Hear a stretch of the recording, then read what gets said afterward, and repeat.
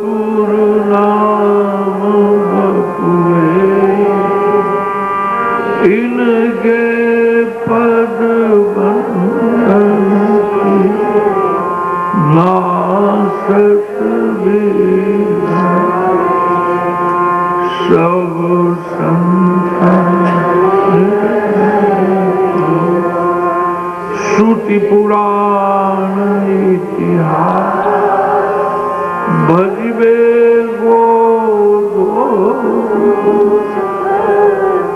की हरि की बोलो शिवाजी गोवर्धन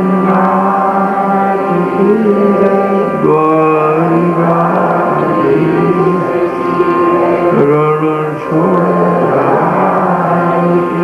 श्याम सुंदर श्री यमुने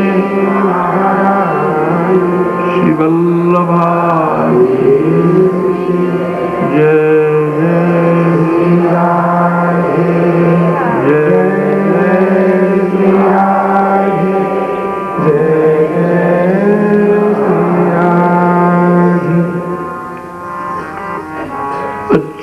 जो साइकोलॉजिस्ट हैं, मनोवैज्ञानिक हैं, किया है अथवा जिस प्रभु की महिमा को श्रवण किया है उसका मन चित्त बुद्धि पर बहुत गहरा असर होता है।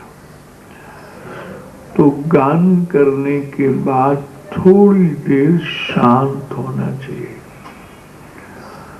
इसमें आत्मनिरीक्षण भी हो जाएगा। आपको कोई अतीत की स्मृति तो नहीं आ रही है भीतर, कोई भविष्य के विषय में कल्पनाएं तो नहीं है, किसी प्रकार का क्षोभ भीतर मन में तो नहीं है। बिल्कुल नीट एंड क्लीन, साफ सुथरी प्रकृति होना चाहिए। स्वस्थ चित्त की पहचान क्या है? जहां कोई विकल्प न हो, जहां कोई निराशा न हो, जहां संदेह की गुंजाइश न हो, जहां भीतर भरे भरे हो उस मालिक की याद के रस में। तो कुछ आत्मनिरीक्षण करो सहज भाव से। निद्रा नहीं आना चाहिए। जिनका पेट खराब है उनको आत्मनिरीक्षण करने में भी सो जाएंगी माताएं, ऐसे सिग्नल डाउन हो जाएगी। नहीं, जब तक ये कार्यक्रम चल रहे हैं तब तक भोजन में क्वांटिटी पर बहुत कंट्रोल करो। रात्रि का जो प्रसाद हो थोड़ा हल्का फुल्का होना चाहिए, तभी सुबह आप जगोगी और ताजगी रहेगी। और आ भी जाओगी, अगर पेट ठीक नहीं है तो कीर्तन में रस नहीं आएगा तुमको।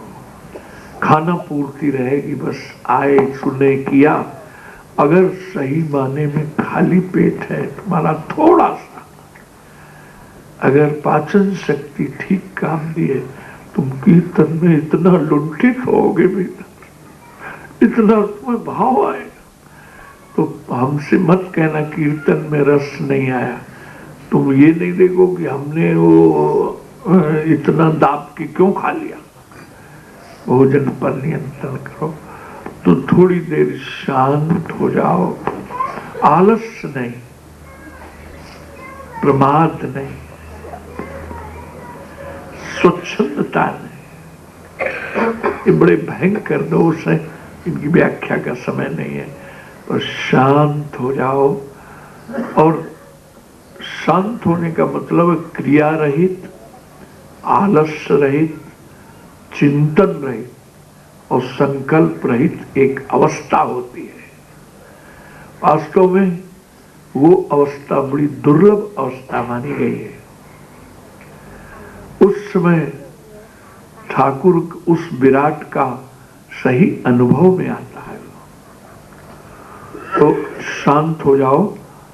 और उस शांत काल में अगर भगवान की स्मृति अपने आप स्फुरण में आवे, उसका स्वाद लो।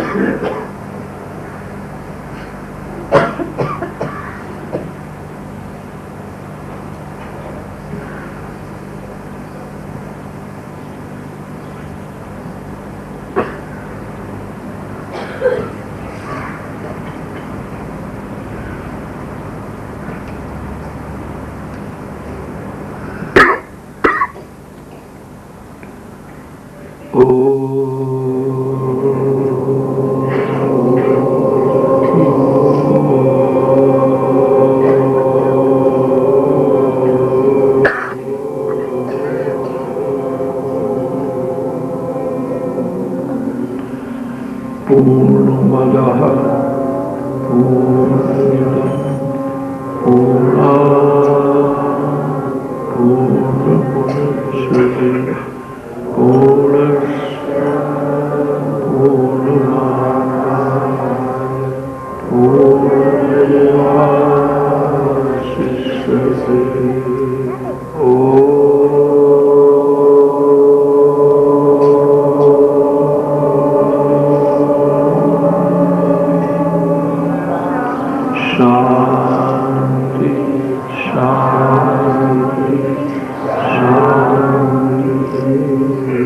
शांति तुम्हारा स्वरूप है, प्रसन्नता तुम्हारा स्वरूप है, प्रफुल्लता तुम्हारे व्यक्तित्व में मौजूद है।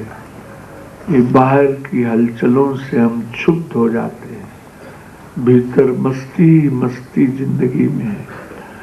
तो इसलिए भगवान की स्मृति का प्रकाश जब तक भीतर नहीं होगा तब तक अज्ञान की पूर्ण निवृत्ति नहीं होगी।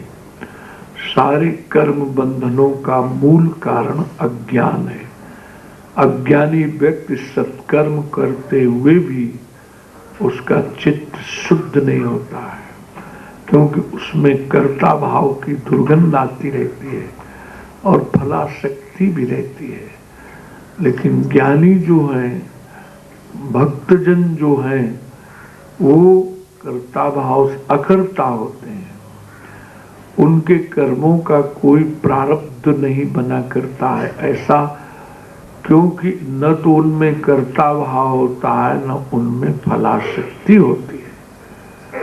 इसलिए उनको न क्षोभ है, न क्रोध है, न निराशा है। उनका जीवन मस्ती से भरा रहता है। तो एक कथा आती है, एक दिन पंढरपुर में अच्छे अच्छे संतों की एक विशिष्ट गोष्ठी आयोजित की गई। उसमें जो गोरा कुमार थे वो उन्हीं की अध्यक्षता थे। तो एक ऐसी सलाह दी गई कि भाई जितने संत हैं इनकी परीक्षा की जाए, इसमें कच्चा कौन है और पक्का कौन है। बोलो राधे राधे। कच्चापन किसी में रह गया है क्या? कच्चापन का मतलब है कहीं अहंकृति की दुर्गंध है क्या भीतर? पक्का का मतलब ये है जहां संपूर्ण अहम का विसर्जन हो गया है, वो पक गया है। आप बटलोई देखती हो ना, तो एक चावल देखती हो कि पूरा बटलोई खकोलती हो न, करछी में से चावल लेके एक दावा, तो जो पक जाता है वो बिल्कुल मसल मुलायम हो जाता है, और जो कच्चा रहता है वो कड़ा रहता है। जो कड़ापन है ये हमारे जीवन में, ये कच्चापन की पहचान है। और ये जो मुलायम है यही पक गया है। तो एक एक संत की परीक्षा की गई। तो परीक्षा लेने का ढंग भी अलग था। जैसे भृगु परीक्षा के लिए निकले थे तो भगवान शंकर ने उनको लथाड़ा, लेकिन विष्णु के पास पहुंचने, यानी ब्रह्मा शंकर दोनों जगह अपमान हुआ उनका। परीक्षा थोड़ी कड़ी थी, लेकिन भगवान विष्णु ने उनका आदर किया जाके। भगवान विष्णु से सैया पर पड़े हुए थे, उन्होंने जाते ही उनके वक्षस्थल पर लात मारी जाके। तो भगवान ने कहा, कहाँ विप्रदेव तुम्हारे कोमल चरण, और कहा मेरा कठोर वक्षस्थल, चोट तो नहीं आई है। भृगु के नेत्र छलक पड़े, बस बोले यही बंधनी है। ये तो जितने अवतार है ना, ये सब नारायण के आया। और परमानंद दास का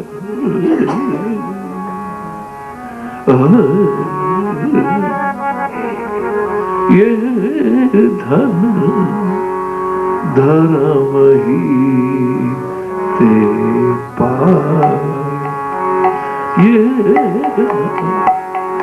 धर्म ही ते पायो,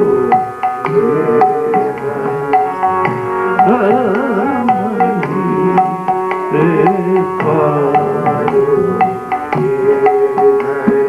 नीके राख यशोदा मैया, नीके राख यशोदा मैया, नारायण घर आया, नारायण घर आया,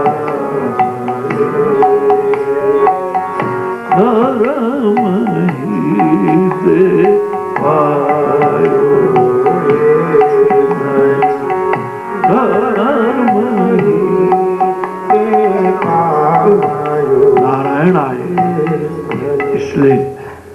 चतुर्भुज रूप का दर्शन भी कराया है। रामावतार में भी माता पुनि बोली सो मत डोली तजो तात ये रूपा। बस आपका परिचय मुझे मिल गया, अब तुम बालक बन के थोड़ा रो तो मेरा भी मातृत्व शुद्ध हो गए चतुर्भुज रूप, अभी इसकी जरूरत नहीं है। यहाँ बोलो राधे राधे। तो द्वारिका में तो ठाकुर चतुर्भुज रूप में ही रहते थे, वृंदावन में तो ऐसा प्रेम था कि उनकी दो भुजाएं गायब रहती थी। बोलो राधे राधे। एक कथा सुना देंगे और दो ब्रज की प्यारी। आज ये लाइट ऐसी जगह लगाई कि हमारी घड़ी नहीं दिखाई दे रही है। बोलो राधे। हाँ अच्छा, तो एक बार एक बासंती महाराज हुआ है, तो उसमें भी भगवान ने गोपांगनाओं के साथ किशोरी जी के साथ थोड़ी आंख मिचौनी की, छिप गए। तो इस बार रोई राई नहीं है, उनका सखियों छिपे तो यही होंगे, सब लोग घेरा डालो, कहीं न कहीं मिल ही जाएंगे। तो घेरा चारों तरफ से ब्रज को घेरा गया। अनंत कोटि गोपांगनाओं ने धीरे धीरे सिकोड़ती चली गई, सिकोड़ती। तो एक निकुंज में इन्होंने सोचा अब तो पकड़े जाएंगे, तो चार भुजा का रूप धारण कर लिया, नारायण के रूप में प्रकट हो गए। तो उनमें से घेरा घेरते घेरते सखियां जो है ना काफी, अब घेरा तो जैसा छोटा होता जाए सखियां हटाई जाती, उसमें से एक सखी भीतर निकुंज में गई, देखा अरे नारायण कहाँ से आ गए, प्रणाम किया, मेरे प्रियतम तो नहीं है, ये तो वैकुंठनाथ पधारे हुए हैं, हमारे तो प्रियतम तो गोविंद है। तो दौड़ के आई किशोरी जी के पास, देखो प्रियाजू इस समय नारायण अपने निकुंज में चार भुजाधारी पधारे हुए हैं, बोले ब्रज में नारायण का क्या काम, लियो एक लकुटिया देखूं मैं कौन सो नारायण आ गए भैया। बोलो राधे राधे। एक लकुटिया लियो जरा देखो। तो लकुटिया लेके जैसे चली तो किशोरी जी को आते ही इनके दो भुजा हरिबोल भाग गए, अपने आप भाग गए। तो वहां तो ब्रज में तो प्रेम का राज्य, यानी इसका अभिप्राय क्या है, प्रेम के सामने भगवत्ता भी झुकती है, प्रेम में इतनी मादकता है कि भगवान की भगवत्ता भी तिरोहित हो जाती है। जिस समय भगवान को लाला ने माटी खाई, ने मुंह खोल तो मैं देखूं, तो भगवान ने सोचा कि एक आज सवेरे पूजा हो जाएगी, मेरी मैया मारेगी जरूर, कुछ ऐसा उपाय किया जाए कि बच जाए। तो मुंह खोला तो भगवान ने अपने थोड़ी भगवत्ता का उपयोग कर डाला और जाने क्या दिखा दिया मुंह में। तो प्रेम में इतना डूबी हुई थी, वात्सल्य में, अरे सखियो राय नून लाओ तो मेरे लाला की नजर गुजर लग गई है, ये क्या अलाय बलाय मुंह में दिखाई दे रहा है। बोलो राधे राधे। यानी मुंह में अलाय बलाय दिखाई दे रहा है, यानी भगवत्ता को कभी स्वीकार ही नहीं किया है। अब देखो एक चरित्र नहीं है, ब्रज के क्या क्या चरित्र है वो सुनाने लगे तो फिर भी थोड़ा स्पर्श करें। महाराज इतनी बड़ी ऐश्वर्य लीला है, श्री गिरिराज जी का स्वरूप तुम देखो, और 7 वर्ष के गोविंद हैं और गोवर्धन धारण किए हुए, लेकिन यशोदा की दशा क्या थी कि मैं अपने घर में जो नारायण की उपासना करती हूँ और उन्होंने कर क्रंदन पूर्वक प्रार्थना, नारायण नंद बाबा और यशोदा घर में नारायण की आराधना करते थे, शालिग्राम थे उनके यहाँ गोल गोल। एक बार गोविंद ने उनको मुंह में भर भी लिया था। बोलो राधे राधे। आज उन्हीं की उपासना है, दिन में 11:30 बजे आज शालिग्राम का दर्शन होगा और तो वो शालिग्राम की नारायण की आराधना करते थे, गंगा जल जमुना जल से उनको अभिषेक करते, पूजन करते थे और आरती उतारती थी तो विह्वल हो जाती थी और मानती यही थी कि लाला का मंगल हो और कुछ नहीं, न भोग न मोक्ष, केवल मंगल। तो आज जब गिरिराज जी का दर्शन किया तो उनका, नारायण मैंने जीवन भर तुम्हारी आराधना की है, तुम फूल से भी ज्यादा कोमल हो जाओ, कहीं मेरे लाला के खरोंच ना आ जाए उंगली में। बोलो राधे राधे। इसलिए हमेशा कहती थी गिरिराज जी जो है ना वो हमारे लाला ने ना उठायो, वो तो नारायण की आराधना के फल से गिरिराज जी फूल से ज्यादा हल्के, मेरो लाला काहे को इतना बड़ो काम करेगा। बोलो राधे। ये भगवत्ता है। कितना भी लड़का सयाना हो जाए लेकिन बेचने जाओगे, लाला ऐसे रखिए, देख ब्रेकफास्ट रखे दे रहे, अरे भाई खा ले वो, तुम जाने दो, पिंड छोड़ो, लेकिन सब समझाती है, समझाती। अरे महाराज जिनका मैं ऐसे कई परिवार हैं वात्सल्य भाव, तो वो ट्रेन में विदा करनी स्टेशन, देखो मैंने ये रख दियो, मैंने ये रख दियो, ध्यान रख के जब भूख लगे तो खा लीजिए, वृंदावन तक 2-3 बार खाइयो, नहीं तो ये। अरे मैंने कहा मैं खा लूंगा, यही उपदेश देने के लिए स्टेशन में आई हो क्या। बोलो राधे। एक माई ने तो ऐसी डांट लगाई थी, कितने बढ़िया बढ़िया व्यंजन बनाए। हमने कहा माता साधु के लिए इतने व्यंजन, एक मक्की दाल और एक सब्जी रोटी पर्याप्त थी, इतने व्यंजन क्यों बनाए। चुप चुप, बड़ा त्यागी बना है, सवेरे से खड़े खड़े मेरी हालत खराब हो गई है, आज चुपचाप खा ले, कल से त्याग दिखा देना। बोलो राधे। त्याग दिखा देना, अरे क्या बात है। तो कहने वात्सल रस में इतनी प्रगाढ़ता है कि महाराज भगवत्ता हमेशा तिरोहित रहती है, हमेशा।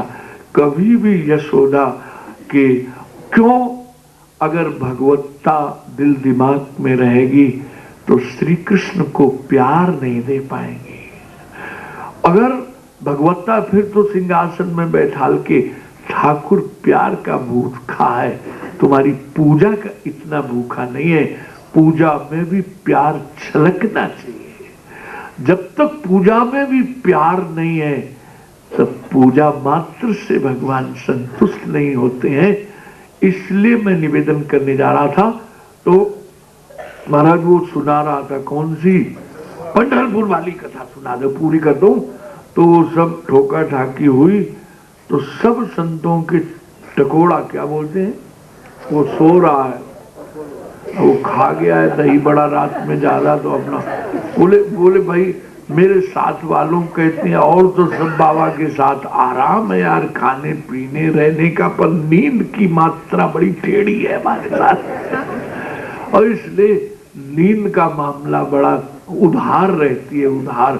हम तो 3-3, 4-4 महीने की उधार करते हैं, फिर ब्रज में जाके किशोरी जी के मुहा जाकर पड़े रहते हैं, वहां असली विश्राम मिला करता है।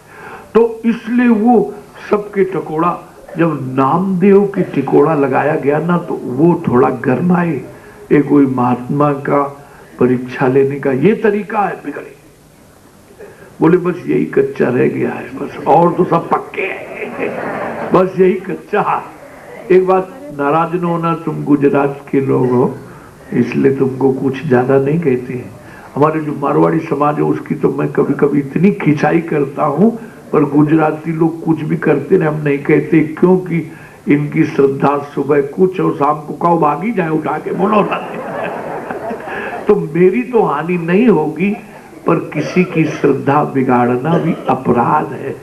तो इसलिए मैं निवेदन, भूख और अपमान का दुख सहन करने की जब क्षमता आ जाए तो समझ लेना चाहिए भगवान के साक्षात्कार की स्थिति आ गई है। जो भूख नहीं सहन कर सकता है और अपमान नहीं सहन कर सकता है, याद रखना उससे श्रीनाथ जी मिलने में थोड़ा परहेज करते हैं। और दोष सहन कर लिया जिसने, तो याद रखना श्रीनाथ जी गले में लगते हैं।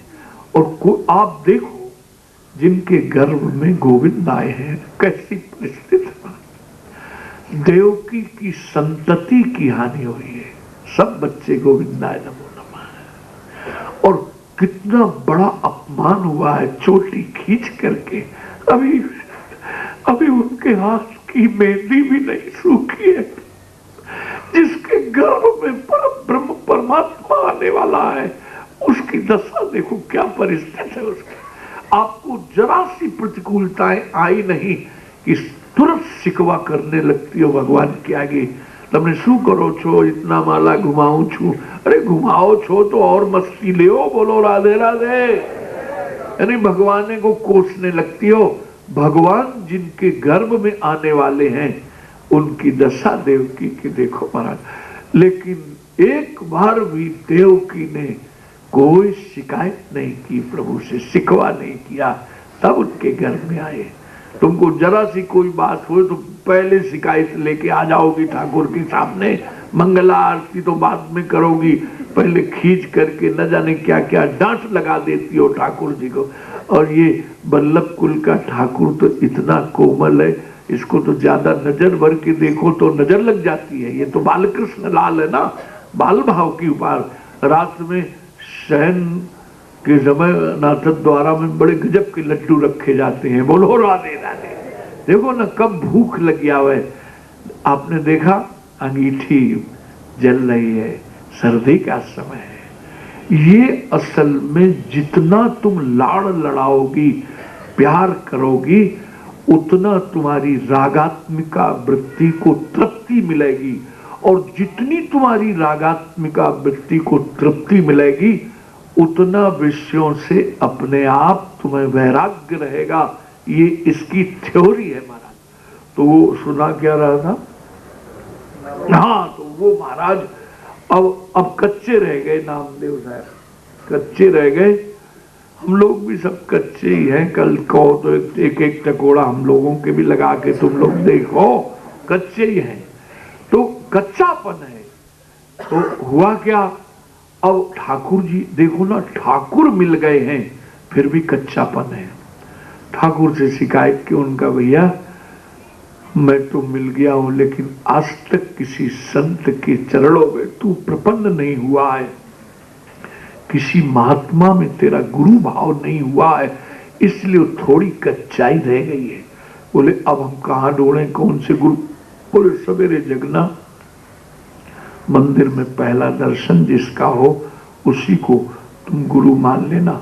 तो महाराज मंदिर गए तो मंदिर में देव शिवलिंग के ऊपर विशोबा खेचर पैर रखे हुए पड़े हुए थे। महाराज बोले बताओ इनको गुरु बनाओ, ये देव दर्शन करने आए हैं तो यहीं पैर रखे बैठे पड़े हैं, अब उनका आदेश हुआ है। तो उन्होंने स्वयं कहा महाराज कि मेरे पैर तू नामू हटा दे, जहां मेरे इष्ट न हो। तो पैर उठा करके इधर लाए तो शिवलिंग जो था घूम करके फिर पैरों के पास आ गया। अरे कहते हैं गुरु नानक देव मक्का मदीना गए थे तो उनका भी अपमान किया था मौलवियों ने। तो जिधर पैर करते थे खींच करके, वो जिसमें सिजदा किया जाता वो